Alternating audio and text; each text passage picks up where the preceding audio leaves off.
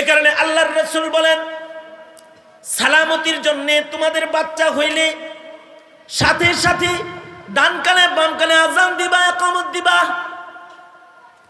সরওয়ারে দু আলম বলেন, মুসলিম ঘরে বাচ্চা হইলে সুন্দর একটা নাম রাখবা, ভালো একজন ওলি বুজুর্গ দিয়ে তাহনিক করবা। বাচ্চার পয়লা খাবারটা যেন কোনো জাকির আল্লাহওয়ালা বান্দার মুখের লালা মিশ্রিত হয়। আল্লাহর রাসূলের যুগে বাচ্চা হইলে নবীর কোলে নিয়ে গেলে নবী মুখের লালা লাগায় দিতেন। আবু বকরের যুগে বাচ্চা হইলে আবু বকরের কাছে নিয়ে গেলে প্রথম মুখের লালা খাওয়াইয়া দিতেন, অথবা খেজুর চিবায় রস খাওয়াইয়া দিতেন। সামান্য একটু মিষ্টান্ন থুথু সহ বাচ্চার ঠোঁটে জিহ্বায় লাগাইয়া দিতেন। আমাদের আকাবিররা বলেন, যে বাচ্চাগুলার সময় মতো তাহনিক করা হয় ওদের জবান ভালো হয়, ওদের জবানে উল্টা পাল্টা কথা বের হয় না। নবীর সুন্নতের আমলের বদলায় ওদের মুখে ভালো ভালো কথা বের হয়। এদের মুখের দ্বারায় নাস্তিকতা টপকায় না, তাদের মুখ ভালো হয়ে যায়। তাহনিক করাইতে হয়। হযরত ওমর বসে রইছেন, হাসান বসরির জন্ম হইছে। হাসান বসরিকে কোলে করে হাসান বসরির বাবা হযরত ওমরের কোলে দিয়ে কয়, আমিরুল মুমিনিন, বাচ্চা দুনিয়ায় এসেছে, আপনি আছেন নবীর মুসল্লায়, আপনি তাহনিক করে দেন। হযরত ওমর নিজের মুখের থেকে লালা বের করে হাসান বসরির মুখে লাগায় দিলেন। হাসান বসরির বাবা বলে, আমিরুল মুমিনিন, বাচ্চার নামটা আপনি দিয়ে দেন। তাহনিকও করছেন, নামটা আপনি রেখে ফেলেন।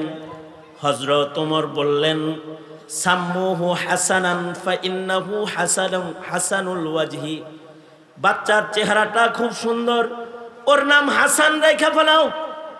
এই যে উমরের নাম লাগছে আর জিহ্বার লালা খাওয়াইছে, তাসাউফের জগতের সর্দার হয়ে গেছে। দুনিয়ার সব তাসাউফ ওয়ালারা নবী পর্যন্ত পৌঁছতে হাসান বসরি হয়ে পৌঁছতে হয়। হযরত আলীর কাছ থেকে বায়াত ও তালকিনের ইজাজত পাওয়া গেছে। নাম ভালো মানুষে রাখছে, জিহ্বায় ভালো মানুষের লালা আগে পড়ছে, তো জিন্দেগিটা বরকতওয়ালা হয়ে গেছে। এ কারণে বাচ্চা জন্মাইলে 7 দিনের মাথায় নাম সেটেল করে আকিকা করতে হয়। নামটা ভালো একজন মানুষ দিয়া রাখলে এ নামের তাসির হয়। কারণ নাম রাখাটা এটা কোনো বাজে কাম না, নাম রাখাটা গুরুত্বপূর্ণ কাম। যে কামটা আল্লাহ তাআলা নিজের জিম্মাত থেকে কারোর কাছে ছাড়েও নাই। কখনো কখনো নিজের হাবিবের নাম রাখবি। হাবিব রে দুনিয়ায় পাঠানোর আগেই জান্নাতের গেটে নিজের নামের সাথে হাবিবের নাম লিখে রাখছে। নাম রাখার দায়িত্ব নিজের জিম্মায় রেখেছে। আল্লাহর দোস্তের নাম আসমানি কিতাবের পাতায় পাতায় লিখে লিখে নামের এলান মাইকিং করেছে। নবীদেরকে দিয়ে দিয়ে এ নামের মাইকিং করাইছে। নাম নিজে চয়ন করেছেন।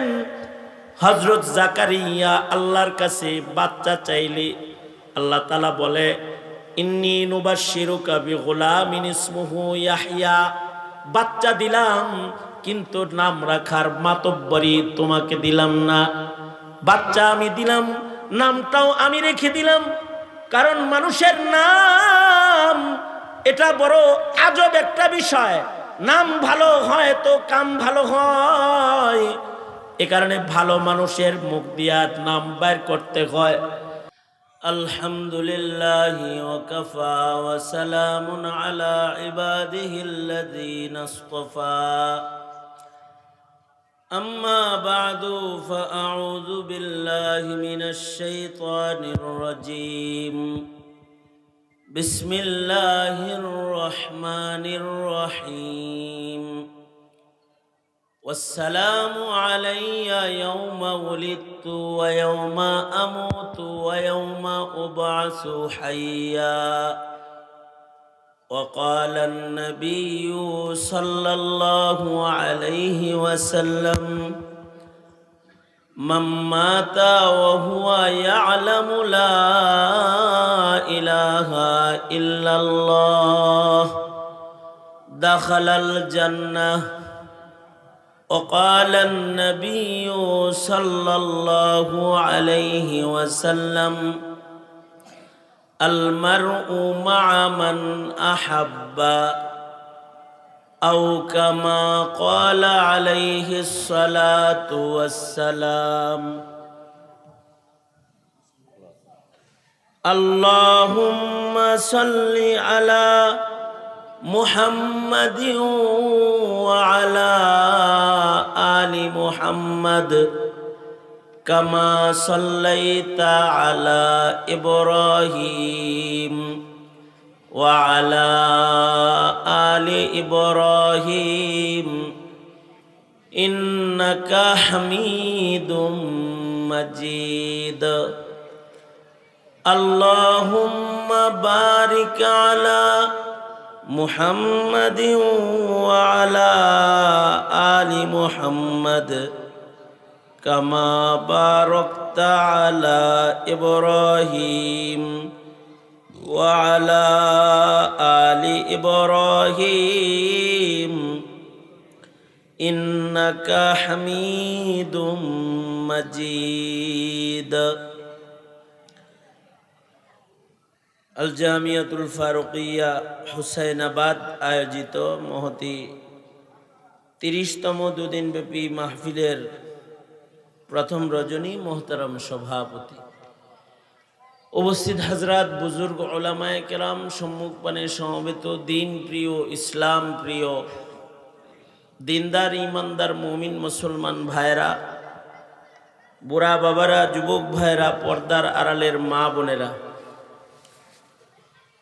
বিশ্বজগতের মালিক, বিশ্ব প্রতিপালকের বিশ্ব দরবারে কালিমাত শকর, যে মহান রব্বুল আলামিন দয়া করে, মায়া করে, ভালোবেসে রহমতি বরকতি জান্নাতের টুকরা বাগানে উম্মতের ওলামাদের সোহবতে আমাদের আসার বসার তৌফিক দান করেছেন।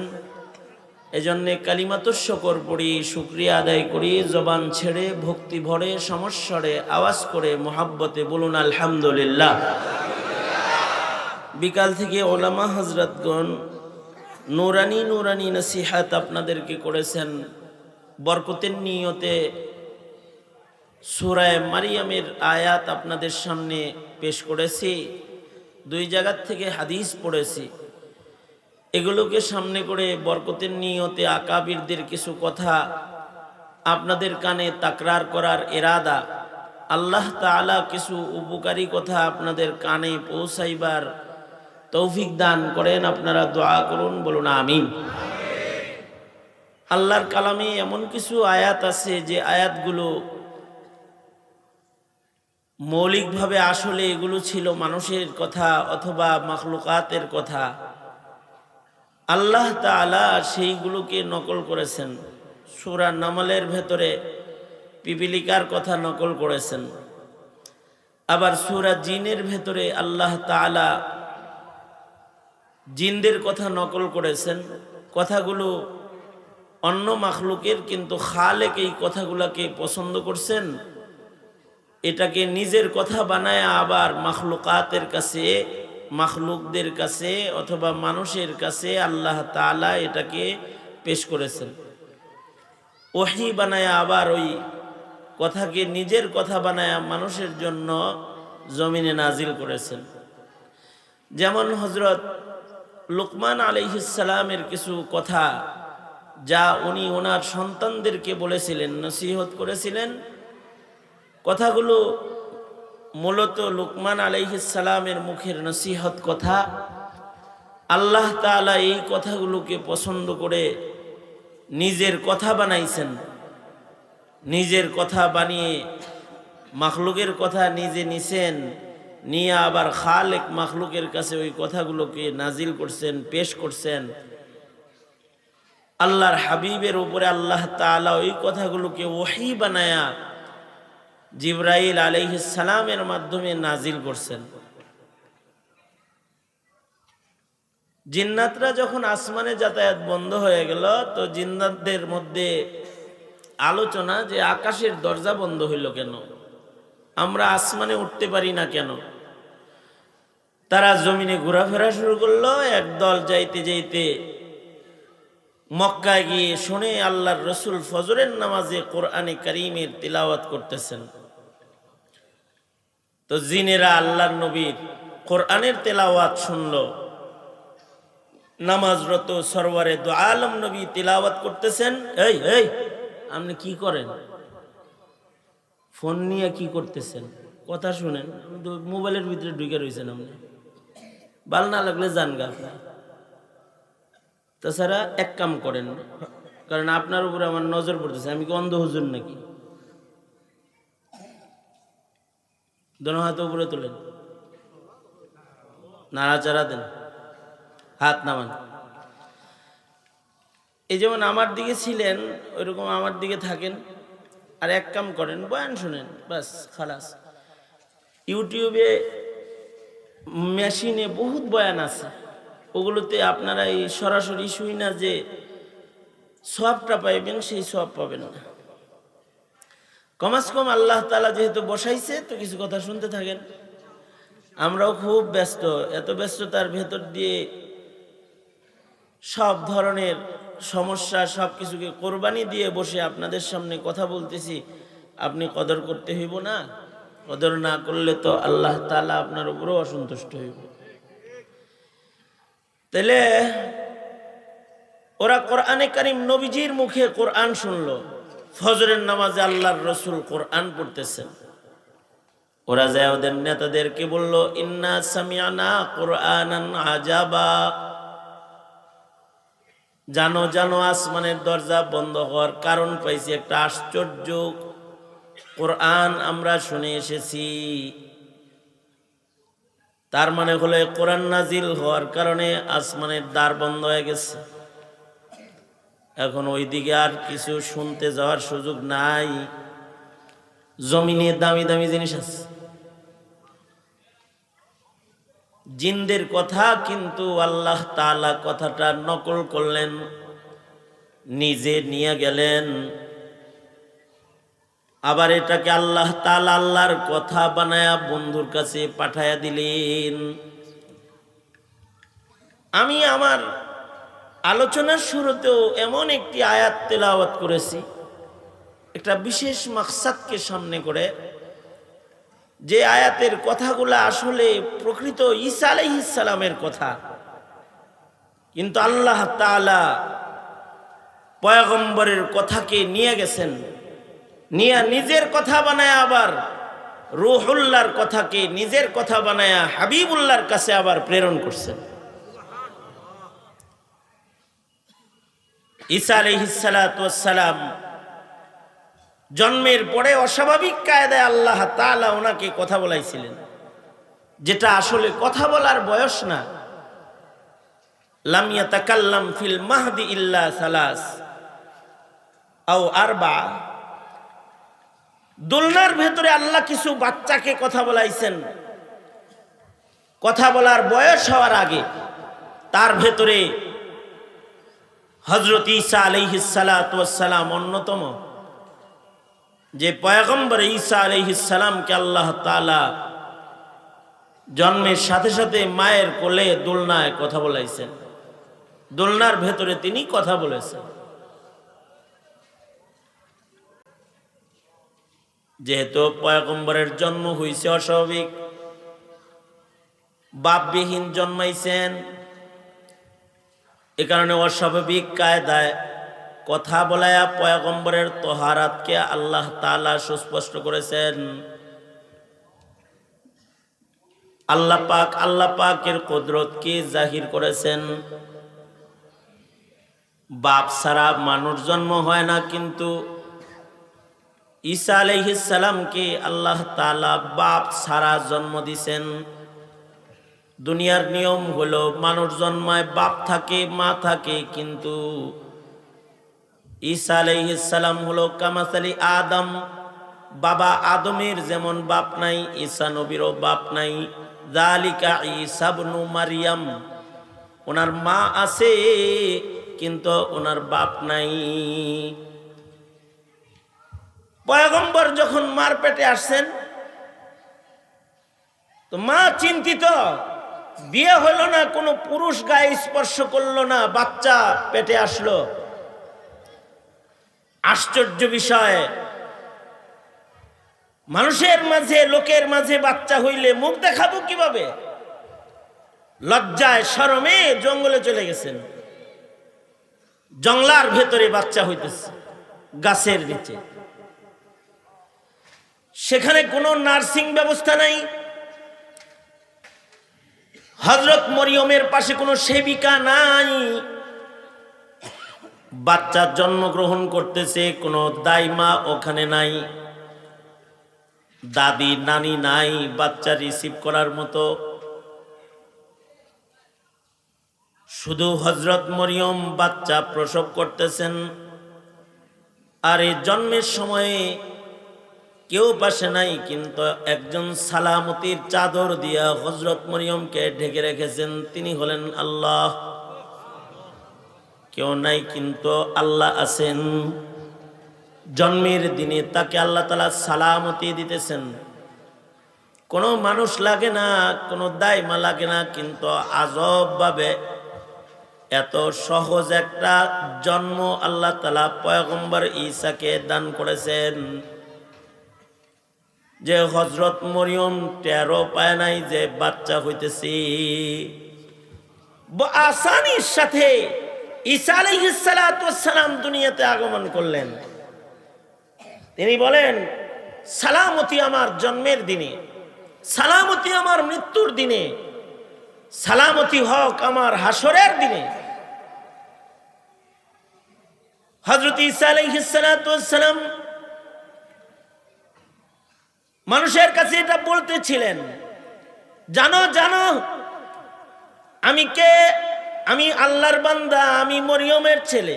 ইন্নী আব্দুল্লাহ যালিকা ঈসা ইবনু মারইয়াম। মরিয়মের ছেলে, আল্লাহর গোলাম। সাধারণভাবে তোমাদের মতো সাধারণ মানুষ আমি না। আমাকে আল্লাহ তাআলা আসমানি কিতাব দান করেছেন এবং আমাকে নবী বানাইছেন। এ কারণে আমি অস্বাভাবিক কথা কইতেছি। দেখো না, বাচ্চায় কথা কয় না, কিন্তু আমি কথা কই। আমাকে আল্লাহ বরকতওয়ালা বানাইছে। আমি মায়ের বাধ্য সন্তান। তোমাদের ইবাদতের শিক্ষক হয়ে আমি এসেছি। আদেশ করব যা, এটা মানবা। নামাজ পড়তে বলবো পড়বা, যাকাত দিতে কমু দিবা, রোজা রাখতে কমু রাখবা, ইবাদত করতে কমু করবা। কারণ আমাকে আল্লাহ তাআলা মুআল্লিম বানায়া পাঠাইছে। অস্বাভাবিক কায়দায় মায়ের কোল থেকে কথা বলতেছেন আর সালামতি হইতেছে।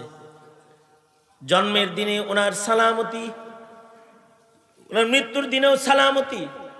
এ কারণে দুশ্মনরা ওনারে শুলিতে চড়াইয়া মারতে পারে নাই। দুশ্মনরা গেছিল পয়গম্বরকে হত্যা করবে, শুলিতে চড়াইবে, কিন্তু আল্লাহ তাআলা সালামতি দিয়ে দিলেন। পয়গম্বরকে আকাশে চতুর্থ আসমানে নিয়ে গেলেন। এ কারণে পয়গম্বর ঈসা আলাইহিস সালাম সম্পর্কে বড় বড় তিন আকীদা। একটা আকীদা বাপ ছাড়া জন্ম, আর একটা আকীদা হলো মরেন নাই, উনি জীবিত, আসমানে উঠে গেছেন, আল্লাহ তাআলা আসমানে নিয়েছেন। স্বাভাবিক কায়দায় আসমানে জীবন যাপন করতেছেন।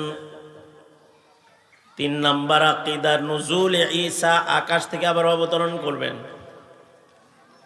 অবতরণ করে বড় সালামতির জায়গায় সালামতির মরণ মরবেন। ওনার মৃত্যুর দিনেও সালামতি। আসমান থেকে নামবেন দামেস্কের জামে মসজিদের ছাদের উপরে, দাজ্জালকে কতল করবেন। সালামতির শ্রেষ্ঠ জমিন মদিনায় ঢুকবেন এবং মদিনাতুল মুনাওয়ারাতে স্বাভাবিক কায়দায় তিনি ইন্তেকাল করবেন। সবচেয়ে দামি মাটি, দামি জমিনে তিনি দাফন হইবেন। কি হয়েছে, দুষ্ট হয়েছে?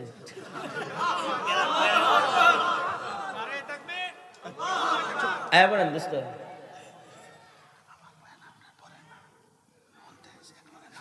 আচ্ছা ঠিক আছে ঠিক আছে, তারা ইয়ে নেবেন না, তাহলে বয়ান বলবে, বয়ান হবে না।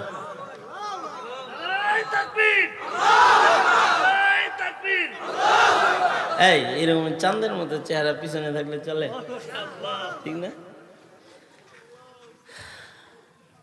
আমার দোস্ত তো জেলখানার কঠিন দিনগুলো আমাকে গলা ধরে আমার মাথায় হাতায়া এ অসুস্থ মানুষটাকে সান্ত্বনা দিতে আর বলতো, ইসবির ইন্নাল্লাহা মা'ানা। জেলখানার ভিতরে দুইজনই, শুধু দুইজন, খাঁচার ভিতরে দুইজন, লা তাহজান ইন্নাল্লাহা মা'ানা। আর ইমাম উনি, মুক্তাদি আমি। তারাবির নামাজ পড়বো কেমনি, খতমে তারাবি পড়ুন লাগবো, আমি তো আর হাফেজ না, আয়াত বিলে যাই খালি। আল্লাহ নেক হায়াত দান করুন, আমিন বলেন। তো যেটা বলতেছিলাম, পয়গম্বর ঈসা আলাইহিস সালামের জন্মের সময় সালামতি,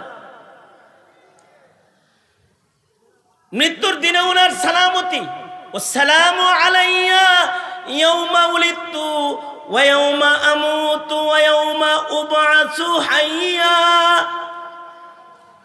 ওনার মৃত্যুর দিনেও সালামতি। সালামতির শ্রেষ্ঠ জমিন মদিনা, মদিনাতুল মুনাওয়ারাতে তিনি নুজুলে ঈসা হওয়ার পরে ঈসা আলাইহিস সালাম দামেস্কের জামি মসজিদে নামবেন বটে, কিন্তু মসজিদে নববীতে আসবেন, মদিনায় আসবেন, মদিনায় বসবাস করবেন, মদিনায় দাফন হইবেন। মৃত্যুটা সালামতির সাথে মদিনায় রওজায়ে আতহারের পাশে হবে। মদিনায় যার মরণ হয় তার মরণ সালামতির মরণ। এই কারণেই মদিনায় মরণের দোয়া কিয়ামত পর্যন্ত আকাবিরদের সুন্নাত। হযরত ওমর মদিনায় মরার দোয়া করে মদিনায় মরছেন। ইমাম মালিক মদিনায় ইতিকাফ করে মদিনায় মরছেন। শেখুল হাদিস জাকারিয়া রহমাতুল্লাহি আলাইহি মদিনায় ইন্তেকাল করার জন্য মুহাজিরে মদনী হয়েছেন। আমার উস্তাদ শেখুল হাদিস আল্লামা আজিজুল হক সারা জনম দোয়া করছেন, এমন যদি হইতো যে মদিনার সফরে আমার মরণ হয়ে যায়, রাজায়া বিরব্বি আন আমুতা বিতাইবাতিন, এই কথা বইলা বইলা কানতেন। আমাদের আকাবিররা মদিনায় মরবার চান। बक़िए मुक़द्दस पे हो मेरी मरक़द, हमेशा रहूं मैं किनारे मदीना, रहे मेरे मस्कन हवाली ये काबा, बने मेरे मदफन दियारे मदीना, बने मेरे मदफन दियारे मदीना। মদিনায় দাফন, মদিনায় মরণ হলে সালামতির মরণ। কারণ মদিনায় যাদের মরণ হবে তাদের হাসরও সালামতির হবে। নবী পাকের সাথে হাসরের ময়দানে দাঁড়াবে। নবীদের জামাতের ভেতরে পয়গম্বর ঈসা আলাইহিস সালাতু ওয়াস সালাম নবীজির সাথে হাসর হবে পাশাপাশি। ওয়াসসালামু আলাইয়া ইয়াউমা উলিদতু ওয়া ইয়াউমা আমুতু ওয়া ইয়াউমা উবআসু হাইয়া। জন্মের সময়ও সালামতি, মরণের সময়ও সালামতি। হাসরের ময়দানে যেদিন পুনরুত্থান হবে সেদিনও সালামতি হোক। পয়গম্বর ঈসা আলাইহিস সালামের কথা কিন্তু আল্লাহ তাআলা আমাদের জন্য তার বন্ধুর কাছে নাজিল করছেন। আমরাও যেন জন্মের সালামতি চাই, আমরাও যেন মৃত্যুর সালামতি আল্লাহর কাছে চাই, আমরাও যেন হাসরে সালামতির সাথে আল্লাহর সামনে দাঁড়ানোর দোয়ায় লেগে যায়। জন্ম সালামতির হইলে নার্সিং ব্যবস্থা ভালো লাগে না, দাইমা ভালো লাগে না, ভালো জায়গায় বাচ্চা হওয়া লাগে না, কুড়ে ঘরে বাচ্চা হয়, ফুটফুটে সুস্থ সুন্দর দেহে বাচ্চাটা দুনিয়ার মাটিতে এসে যায়। আর যদি জন্মের দিনে সালামতি না হয়, তাই এলিজাবেথ হাসপাতালেও যদি হয়, বাচ্চাটা টেরা হয়, লুলা হয়, আতুর হয় অথবা মৃত জন্মায়। এ কারণে পয়গম্বরের তালিম হলো, যাদের মহিলার বাচ্চা হওয়ার সময় আসবে অথবা যারা বাপ হওয়ার সময় কাছাকাছি চলে আসবে, তখন আল্লাহর সাথে যোগাযোগ বাড়ায় দিবে। বাপেরা বাচ্চা হওয়ার আগে আল্লাহকে বলবে, ওগো আল্লাহ একটা বাচ্চা দিতেছেন, এটা সালামতির সাথে দিবেন। মায়েরা দোয়া করবে, ওগো আল্লাহ আমাকে আপনি একটা বাচ্চা দিতেছেন, তো সালামতির সাথে দিবেন। ঈসা আলাইহিস সালামের সালামতির সাথে জন্ম হইছে। নার্স নাই, ডাক্তার নাই, দাইমা নাই, আরামে চলে আইছে। শুধু বাচ্চা সালামত তা না, বাচ্চার মাও সালামত। পাকা খেজুর উপর থেকে জর্জর করে নিচে পড়তেছে আর মায় খাইবার লাগছে। পাথর থেকে ঝর্ণা প্রবাহিত হয়েছে, ঠান্ডা পানি পান করতেছে, সালামতি। আর যদি সালামতি না হয়, তাহলে গাইনি ডাক্তার যদি 1 ডজন পাশেও দাঁড়ায় রয়, পেট কাইটা নিরাপদে বেরোয়ার জন্য, যেন বাচ্চা কষ্ট না পায়, নিরাপদে যদি সিজার করেও বাইর করবার চায়, তো সালামতি না থাকলে মরা বাইর হয়ে যায়। আর যদি সালামতি হয়, তো মায়ের ছোট্ট বাচ্চা প্রসব পথ বড় হয়ে যায়। হালকা চাপের মাধ্যমে তার প্রতিটি অঙ্গের ভেতরে শক্তি এসে যায়। মায়ের পেট থেকে আসার সময় দেহে চাপ খায়, তো কানে শক্তি এসে যায়। রক্তের চাপ চোখে লাগে, তো চোখের দৃষ্টি শক্তি খুলে যায়। হাত পায়ে লাগে, তো হাত পা গুলা শক্তিশালী হয়ে যায়। জন্মের সময় মায়ের পেট থেকে সালামতির সাথে জন্মায়। পয়গম্বর ঈসা তো এমন সালামতিতে জন্মাইছে যে চোখ খুলে নাই খালি, কান খুলে নাই খালি, জন্মের পরে মুখ খুলে গেছে, মুখও খুলে গেছে। এ কারণে মায়েরা, পিতারা যখন তাদের ঘরে বাচ্চা হবে, মুসলিম ঘরে, ডাক্তারের সাথে যোগাযোগ না করে আল্লাহর লগে যোগাযোগ বাড়াইতে হবে। আগে আল্লাহর সাথে যোগাযোগ বাড়াইতে হবে। আল্লাহ, একটা সালামতির সাথে উত্তম বাচ্চা তুমি আমাকে দান করো। সালামতির সাথে যদি বাচ্চা আল্লাহ দিয়ে দেয়, তাহলে বন্ধা পেটেও দিয়ে দেয়। হযরত জাকারিয়াকে দিছে। সালামতির সাথে দিলে পরে আল্লাহ তাআলা এভাবেই দেয়, যেভাবে পয়গম্বর ঈসা আলাইহিস সালামকে গাছতলায় সুস্থ সুন্দর দিছে। এই কারণেই হায়াত যেন আবার সালামতির হয় জন্মের পরে। এ কারণে নবীজি মুখ সালামত, দিল সালামত, কান সালামত, এই সালামতির কিছু আমল আল্লাহর রাসূল বাচ্চা জন্মের পরে দিয়ে গেছেন। তার ভেতরে একটি আমল হলো, মুসলিম ঘরে কোনো বাচ্চা জন্মগ্রহণ করলো, তো তার ডান কানে আজান দাও, বাম কানে আকামত দাও।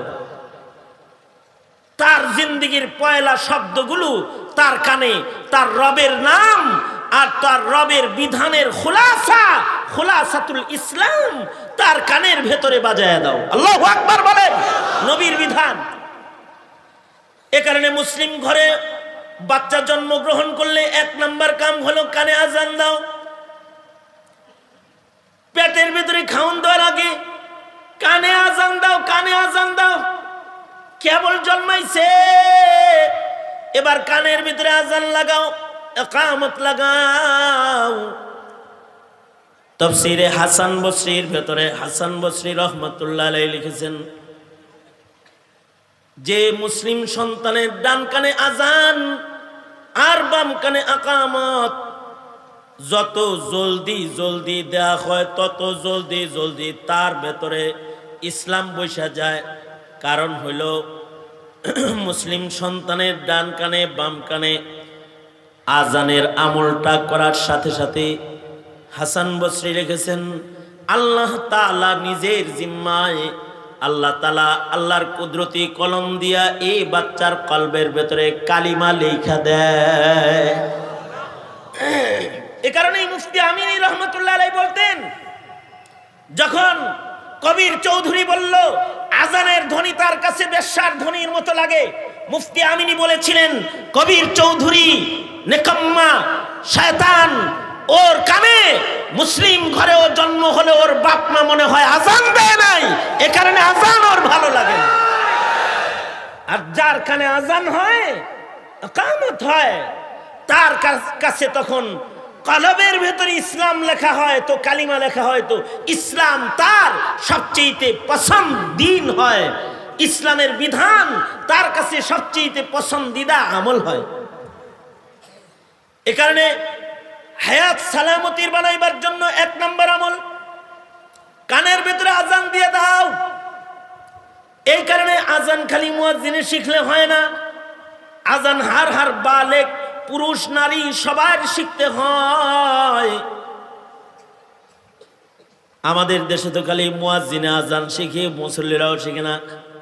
মুসল্লিরা মনে করে আমারে বানাইছে আল্লাহর নামাজ পড়ার লেগে, আর মুয়াজ্জিনরে বানাইছে আল্লাহ আজান দিবার লেগে। এই কারণে মুয়াজ্জিন সাহেব ছুটিতে গেলে আজান দেওয়ার মুয়াজ্জিন খুঁজে পাওয়া যায় না।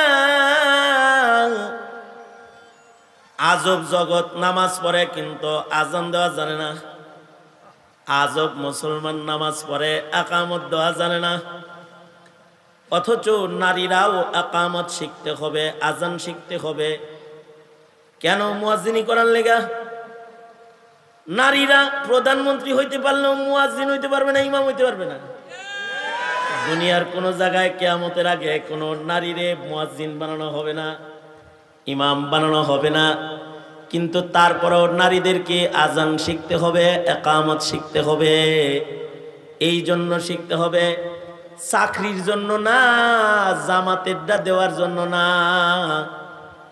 ঘরে যদি বাচ্চা হয়ে যায়, ঘরে যদি কোনো পুরুষ না রয়, তাহলে যেন আল্লাহর নাম বাচ্চার কানে পৌঁছাইতে দেরি না হয়। নানি দাদি মুয়াজ্জিন হইয়া সন্তানের কানে আজান ইকামত বলবি। এই দায়িত্ব যেন সময় মতো পালন করতে পারে, এ কারণে প্রতিটি নারীকেও আজান ইকামত শিখতে হয়। আমাদের দেশের ছেলেরা এখন আজান ইকামত জানে না। পদ্মা পার হইতেছি, ফেরির উপরে নামাজ পড়বো, উঠছি ফেরির উপরে, অনেক আগের কথা। আমার দেখা তো ওখানে যারা নামাজে ছিল তারা আমার চিনা লাইছে, চিন্না। তারা কয় হুজুর জামাত করি। হ্যাঁ মারহাবা, আসেন, শুকরিয়া আল্লাহর যে জামাতের সাথে নামাজ হবে। ছাদের উপরে ফেরির পরে দাঁড়ান, তো কাতার করে দাঁড়াইছে, তাই একজন ইকামত দেন। এ কথা বললে আমি সামনের দিকে ঘুরছি, পিছন থেকে আর ইকামতের আওয়াজ আসে না। পিছনের দিকে ঘুরে দেখি একটা আর একটা খালি ধাক্কায়, এই তুই দে, তুই দে, এই তুই দে, এরকম করতেছে। তা আমি ঘুরে বললাম কি ধাক্কা ধাক্কি করন কে? তো এর ভিতরে একটা একটু দুষ্টু টাইপের, হুজুর আপনিই দেন। কেন আমি দিব কেন? কয় হুজুর সৌদি আরব ইমাম সাহেব একামত দেয় তো। আমি কই তুমি কি সৌদি থাকো? কয় জি হুজুর। আমি কই তুমি দাও। কয় আমি আরবিটা পারি, বাংলাটা পারি না, বাংলাদেশেরটা পারি না। মানে আরবিটা ওর ওই যে হাইয়া আলাল সালাহ, হাইয়া আলাল ফালাহ একবার করে টান দিয়ে চলে যায়, এটা পারে। দুইবার করতে গেলে ওর পেস লাগে। এই আমি কি করবো? আর একজনেরও একামত দেওয়াইতে পারলাম না। শেষ বেলায় নিজেই একামত দিলাম, নিজেই ইমামতি করলাম। এই হইল 90% মুসলমানের, সোনার বাংলার সোনার ছেলেদের ধর্ম শিক্ষার দুরবস্থা। তারা আজান দেওয়াও জানে না, আকামত বলাও জানে না, যেখানে মুসলিম সন্তান জানে না সেখানে নারীরা জানবে কেমনে? হ্যাঁ, কিছু বুড়ারা আজান দেওয়া জানে, কারণ দাওয়াত ও তাবলীগের তুফাইলে অথবা হক্কানি পীর বুজুর্গদের তুফাইলে তারা আজান আকামত চিল্লায় যায় শিখছে। কিন্তু শিখলেও এমন টাইমে শিখছে যখন আর আজান দিতে গেলে গলা চলে না। ওই এক বুড়া বয়সে 3 চিল্লা লাগাইছে, মুয়াজ্জিন সাহেব খুব খুশি হয়েছে, যাক মসজিদে একজন চিল্লার সাথী তো পাইছি, ছুটির সময় কমাস কম মাইকের চাবি হেরে দিয়ে যাওয়ান যাইব, হে আজান দিতে পারবো। আইসে পরে এই জায়গায়, চাচা আজান একামত শিখছেন তো? হ্যাঁ শিখি নাই, মানে শিখছি। তাই আমার তো আরাম হয়েছে, বাড়ি যাওয়ার সময় তাইলে আজকে আজান আমনের। হ্যাঁ হ্যাঁ কোনো অসুবিধা নেই, আমাকে আমির সাহেব আমারে খুব ভালো করে শিখাইছে। তো পরে ছুটির সময় তো ছুটিতে যাইব, এই চিল্লাওয়ালারে চাবি দিয়া হেমিয়া গেছে গা ভাই। জীবনের পয়লা মাইকে আজান দিব, চাচার দামাত বারকাতুহুম, এই জীবনের প্রথম আজান দিতেছে। আজান তো দিছে, মাইক দিয়ে তাও দিয়া ঠিক আবার চিন্তা করতেছে কিরম দিলাম, ভালো হইলো না মন্দ হইলো। আজানের টাইমে তো আর মসজিদে মুসল্লি থাকে না, তাড়াতাড়ি আজান দিয়ে আবার পাশেই বাড়িতে যায় বুড়িরে কয় আজান দিছি শুনছো তো কেমন হয়েছে? বুড়ি কয় কই আজান হইলো, কে না কান্নাকাটি করলো শুনলাম।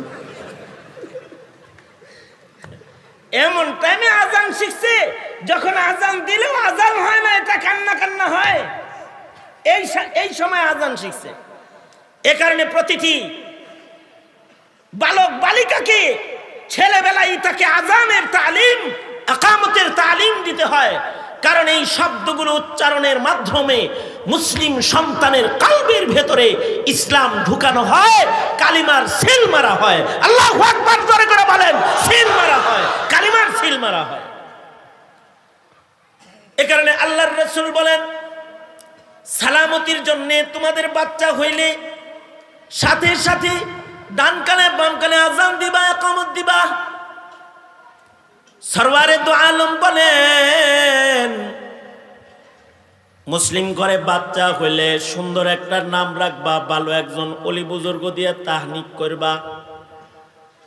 বাচ্চার পয়লা খাবারটা যেন কোনো জাকির আল্লাহওয়ালা বান্দার মুখের লালা মিশ্রিত হয়। আল্লাহর রাসূলের যুগে বাচ্চা হইলে নবীর কোলে নিয়ে গেলে নবী মুখের লালা লাগায় দিতেন। আবু বকরের যুগে বাচ্চা হইলে আবু বকরের কাছে নিয়ে গেলে প্রথম মুখের লালা খাওয়াইয়া দিতেন, অথবা খেজুর চিবায় রস খাওয়াইয়া দিতেন। সামান্য একটু মিষ্টান্ন থুথু সহ বাচ্চার ঠোঁটে জিহ্বায় লাগাইয়া দিতেন। আমাদের আকাবিররা বলেন, যে বাচ্চাগুলার সময় মতো তাহনিক করা হয় ওদের জবান ভালো হয়, ওদের জবানে উল্টা পাল্টা কথা বের হয় না। নবীর সুন্নতের আমলের বদলায় ওদের মুখে ভালো ভালো কথা বের হয়। এদের মুখের দ্বারায় নাস্তিকতা টপকায় না, তাদের মুখ ভালো হয়ে যায়। তাহনিক করাইতে হয়। হযরত ওমর বসে রইছেন, হাসান বসরির জন্ম হইছে। হাসান বসরিকে কোলে করে হাসান বসরির বাবা হযরত ওমরের কোলে দিয়ে কয়, আমিরুল মুমিনিন, বাচ্চা দুনিয়ায় এসেছে, আপনি আছেন নবীর মুসল্লায়, আপনি তাহনিক করে দেন।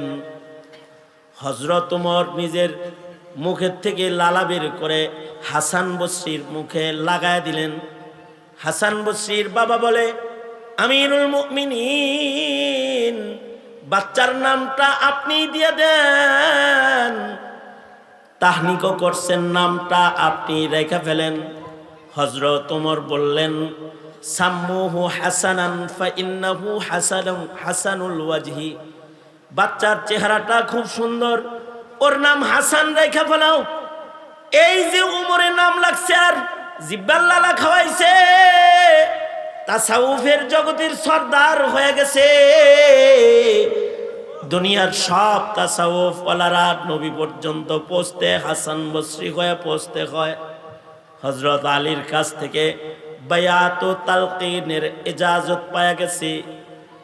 নাম ভালো মানুষে রাখছে, জিব্বায় ভালো মানুষের লালা আগে পড়ছে, তো জিন্দেগিটা বরকতওয়ালা হয়ে গেছে। এ কারণে বাচ্চা জন্মাইলে 7 দিনের মাথায় নাম সেটেল করে আকিকা করতে হয়। নামটা ভালো একজন মানুষ দিয়া রাখলে এ নামের তাসির হয়। কারণ নাম রাখাটা এটা কোনো বাজে কাম না, নাম রাখাটা গুরুত্বপূর্ণ কাম।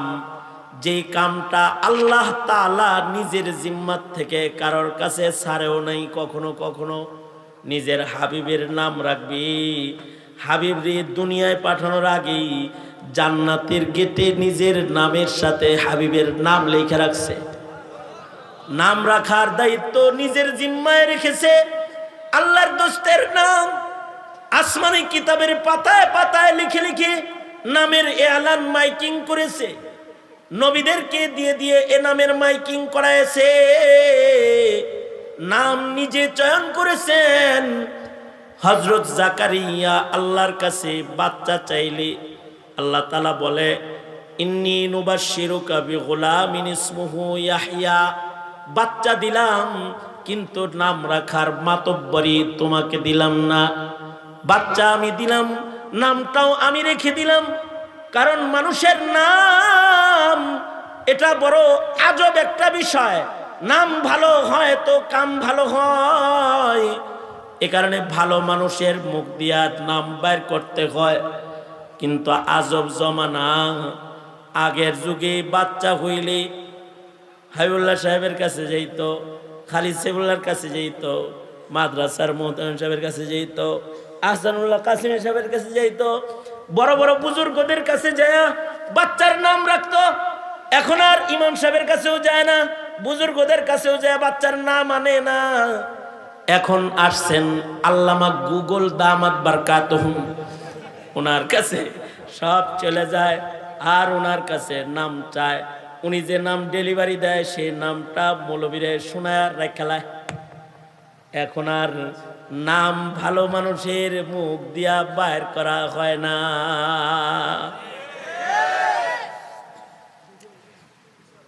আমি এক বাড়িতে গেছি, মাহফিলে গেছি দাওয়াতে। এক বাসায় একটা পিচ্চি গুড়গুড় গুড়গুড় করে মেয়ে, এই নাম কি তোমার? এই বাবু নাম কি? হিমু। আমি কি যে কুমু এখন, মেজাজটা হিমু শুই নেই আমার যেদিকে গেছে ঘটনা তাই। পরে দেখি যে তার আলমিরার ভেতরে হিমু সিরিজ আছে। মা এই উপন্যাস ভক্ত, নামটা মুনাজ্জাল মিনাল উপন্যাস। এই উপন্যাস থেকে নামটা নাজিল হয়েছে। মায় উপন্যাস হুমায়ুন আহমেদের পড়তে পড়তে মেয়ের নাম হিমু রাখছে। আমাদের এক বুজুর্গ বলছেন যে এক মেয়ের 4 বিয়া ভাঙছে, 5ম বিয়ার তাবিজ নেওয়ার জন্য হুজুরের কাছে আইছে। তো হুজুর জিজ্ঞাসে বিয়া ভাঙে কি লাগা, মেয়ের নাম কি? কয় মেয়ের নাম বিজলি। তো হুজুর কয় নাম পাল্টা আগে পরে তাবিজ দেই, কারণ এটা মনে হয় বিজলি হয়ে আছে আমার উপরে বারবার পরে, এর লেগেই 4টা ভাঙছে। আল্লাহর রাসূলের কাছেও যদি কোনো বাচ্চা আসতো নাম ভালো না, তো আল্লাহর রাসূল নাম পরিবর্তন করতেন। আমি এক এলাকায় গেছি, ওখানে একটা ছেলে আমার কাছে নিয়ে আসছে দোয়া কালাম পড়ার লেগে, ফুফা দেওয়ার জন্য। জিজ্ঞাসি নাম কি? কয় হামান। হ্যাঁ হামান, নাম হামান। হামান কেমনে হইলো? কয় কোরআন শরীফ থেকে হইছে। কে রাখলো?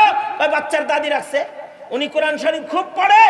হামান একজন ওজিরের নাম, এইটা পছন্দ হয়েছে তো রাখছে। কাম তো সারছে। হামান তো ওজিরের নাম, এটা তো বাংলায় দেখছে, কার ওজির এটা তো আর তালাশ করে দেখে নাই। এই জন্য নাম রাখতে হয় ভালো মানুষ দিয়া। এ কারণে আরবরা ভালো নাম রাখতে রাখতে ভালো নামই পছন্দ করত। আহাব্বুল আসমা ইলাল্লাহি আব্দুল্লাহ ও আব্দুর রহমান, এই হাদিস শোনার পরে কমপক্ষে শত শত কোটি মুসলমানের নাম হয়েছে আব্দুল্লাহ, আব্দুর রহমান যুগে যুগে। ওই যে আল্লাহর কাছে পছন্দের নাম। আজব নাম। বাপের নামও আব্দুল্লাহ, দাদার নামও আব্দুল্লাহ, ছেলের নামও আব্দুল্লাহ। আব্দুল্লাহ ইবনে আব্দুল্লাহ ইবনে আব্দুল্লাহ ইবনে আব্দুল্লাহ, আব্দুর রহমান ইবনে আব্দুর রহমান ইবনে আব্দুর রহমান ইবনে আব্দুর রহমান। দাদার নাম আব্দুল্লাহ, বাপের নাম আব্দুল্লাহ, পরদাদার নাম আব্দুল্লাহ, নাতির নামও আব্দুল্লাহ। কারণ আব্দুল্লাহ আল্লাহর কাছে পছন্দের নাম, এই জন্য রেখে লাইছে। আর এখন তালাশ করে আনকমন নাম। আনকমন খুঁজতে যায় নামের তাসির নষ্ট হয়ে যায়। এ কারণে বুজুর্গরা তাদের নাম, তাদের সন্তানদের নাম রাখে খুব কমন কমন নাম। নবীদের নামের সাথে তাদের সন্তানদের নাম, ওলিদের নামের সাথে তাদের সন্তানদের নাম। ভালো নাম হয়তো কাম ভালো হয়, নামের ভেতরে যদি বদতাসির পড়ে যায় তাহলে কাম খারাপ হয়ে যায়। এই কারণে যারা বিয়া শাদী করস নাই, পিচ্ছি বাচ্চা আদলি শিখি যা আসস, এরা যখন বিয়ে করবি, বাচ্চা যখন হইব, ভালো একটা নাম রাখবি। গুগল দামাত বারকাতুহুমের কাছ থেকে না, একজন যোগ্য বুজুর্গের জবান দিয়া সন্তানদের নাম তোমরা বাইর করবে ইনশাআল্লাহ। পারবা তো? হ্যাঁ, কারণ নাম ভালো হবে, কাম ভালো হবে। একটা জমানা গেছে নাম ভালো না হইলে গুরুস্থানেও জায়গা দিছে না, সাহেবে হেদায়াকেও জায়গা দেয় নাই। দোস্ত, কবরস্থানের নাম কি জানো? মাকবারা আল মুহাম্মাদিন মাকবারা। এটা এমন একটা কবরস্থান যেই কবরস্থানে মুহাম্মদ নাম ছাড়া আর কাউরে দাফন হইতে দেয় না। উজবেকিস্তানে সফর করতে গেলে এই গুরুস্থান জিয়ারত করে যারা সফরে যায় তারা। এটা হলো মুহাম্মাদি কবরস্থান। এইখানে যারা মাইয়িত হবে সবার নাম লাগবে মুহাম্মদ। শুধু মুহাম্মদ নাম হইলে হবে না, 1 লক্ষ হাদিস সনদ সহ মুখস্থ লাগবে, তাইলে গুরুস্থানে জায়গা পাবে। ইমাম বুখারী রহমতুল্লাহি আলাইহির 17 জন মুহাদ্দিস উস্তাদ ওই গুরুস্থানের মাইয়িত, এবং 1700 মুহাদ্দিস সেখানে ঘুমিয়ে আছে। সবার নাম মুহাম্মদ এবং সবাই 1 লক্ষ হাদিসের হাফেজ। সাহেবে হেদায়ার নাম মুহাম্মদ না, লক্ষ হাদিসের হাফেজ হওয়ার পরেও, আজব ফিকহের ভান্ডারের মালিক হওয়ার পরেও এই গুরুস্থানে ওনাকে কবর দেয়া হয় নাই, কারণ নাম পছন্দ হয়নি। সুতরাং নামটা যেন ভালো না হয়, নামের দ্বারায় বাচ্চা সালামত হয়, তাহলে কাম ভালো হয়। কাম ভালো হইলে মৌত সালামত হয়। মৃত্যু যাদের সালামতির হয় তাদের মরণের সময় কালমা নসিব হয়। মৃত্যু যদি সালামতির না হয় তাহলে মরণের সময় কিন্তু ঈমান হারায়া যায়। আসসালামু আলাইয়া ইয়াউমা উলিদতু ওয়া ইয়াউমা আমুতু ওয়া ইয়াউমা উবআসু হাইয়া। মরণের সময় সালামতি লাগে, মরণ ভালো হইতে হয়। মরণটা যেন এমন হয় যে কালেমা পড়তে পড়তে মরণ হয়। মরণটা যেন এমন হয় যে আল্লাহ বিল্লাহ করতে করতে মরণ হয়, রোজার হালতে মরণ হয়, নামাজ পড়তে পড়তে মরণ হয়, কোরআন পড়তে পড়তে মরণ হয় ওসমানের মতন, জিকির করতে করতে মরণ হয় হযরত আবু বকরের মতন, শহীদি মরণ হয় হযরত উমরের মতন, কোরআনের উপরে শাহাদাত হয় হযরত ওসমানের মতন, অথবা কোরআনে কারীমের তিলাওয়াত করতে করতে যেন মরণ হয়ে যায়। এরকম একটা মরণ আল্লাহর কাছে চাইতে হয় যে মরণের সময় সালামতি হয়। মরণের সময় সালামতি হইলে কালেমা নসিব হয়, মরণ ভালো হয়, তো তারা মরণ দরজা দিয়া আল্লাহর জান্নাতে তাদের প্রবেশ হয়। আল্লাহু আকবার, জোরে করে বলেন। এই কারণে মরণ যেন ভালো হয় এই দোয়া করব ইনশাআল্লাহ। বলেন আব্দুল্লাহ ইবনে আমর ইবনুল আস রাদিয়াল্লাহু আনহু, উনাকে ডাক্তাররা বলল আপনি তো রোজা রাখতে গেলে রোজা রাখতে যাই মরে যাবেন। অসুবিধা নেই। আল্লাহর রাসূলের কাছে যায় বলে আমি শক্তিশালী মানুষ, সারা বছর রোজা রাখবার চাই, লিখে দেন। মানে পাশ করে দেন, আপনার অনুমতি ছাড়া সারা বছর কেমনে রোজা রাখুন? আমি শক্তিশালী, আমার বছরে 1 মাস রোজায় পুষে না, মানে এই আইয়ামে বীজের রোজায়ও পুষে না, সওমে দাউদিতেও আমার পুষে না। আমি সারা বছর রোজা রাখবো, খালি হারাম দিনগুলো ছাড়া। আল্লাহর রাসূল বললেন, তোমার যেতে এত জজবা, রাখো গা। বুড়া বয়সে বদরুদ্দিন আইনি রহমতুল্লাহ আলাইহি শারহে বুখারীতে লিখেছেন যে 79 বছর বয়স হয়ে গেছে, এখন রোজা রাখতে কষ্ট। ডাক্তার বলল মরিজের জন্য ফরজ রোজা ছাড়া জায়েজ আছে, আপনি রোজা ছাইড়া দেন, নফল রোজা রাখেন না।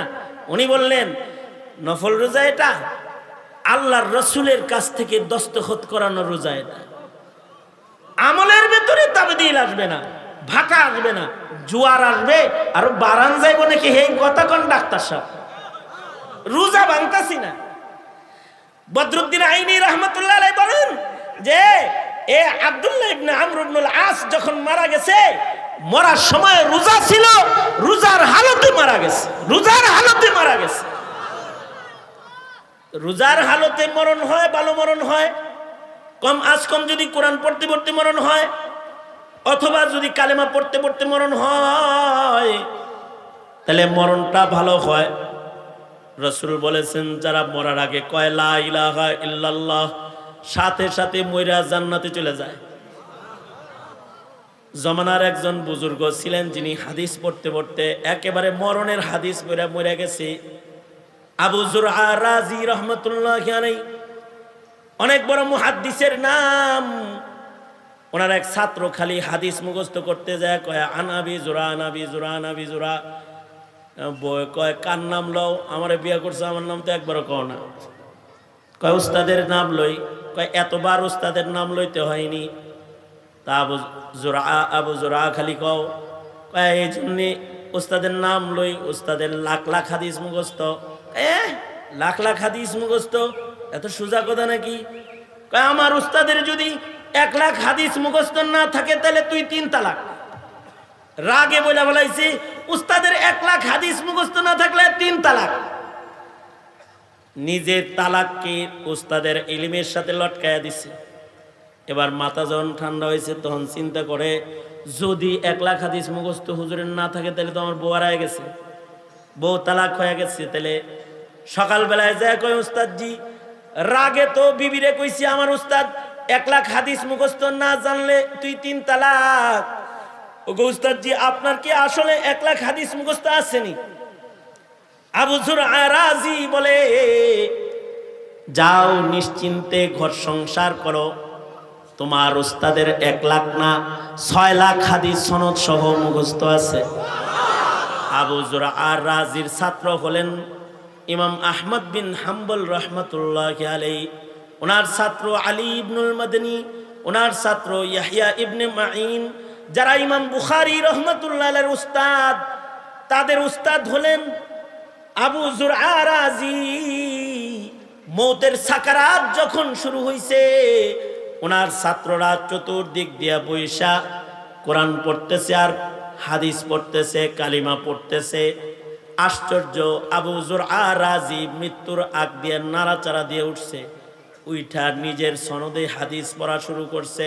হাদ্দাসানি ফুলান আন ফুলান আন আবি হুরায়রা ক্বাল قال رسول الله صلى الله عليه وسلم من مات وهو يعلم لا إله إلا الله। এতটুকুন বলছে আর আজরাইল রূহটা লয়ে গেছে। একদিক দিয়ে মুখ দিয়ে কালিমা বের হইছে, আরেক দিক দিয়ে রূহ বের হইছে, সুজা জান্নাতে চলে গেছে। এগুলো হলো সালামতির মরণ। ওয়াসসালামু আলাইয়া ইয়াউমা উলিদতু ওয়া ইয়াউমা আমুতু ওয়া ইয়াউমা উবআসু হাইয়া। হাসরের মাঠে যেদিন দাঁড়াবো, সেদিন যেন সালামতির দাঁড়ানি হয়। আমরা তো এগুলো চিন্তা করি না, যে আমি যেন ভালো মানুষের সাথে হাসরে দাঁড়াই, ভালো মানুষের সাথে শোয়ার চিন্তা নাই।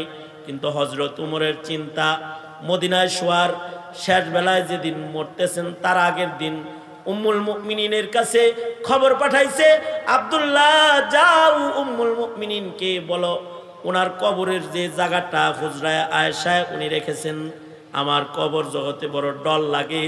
উনি যদি ওনার জায়গাটা যদি আমি ওমর রে ভিক্ষা দেয়, তাহলে আমি রসুলের কদমের কাছে কবরের জগতে সময় কাটাইতে চাই।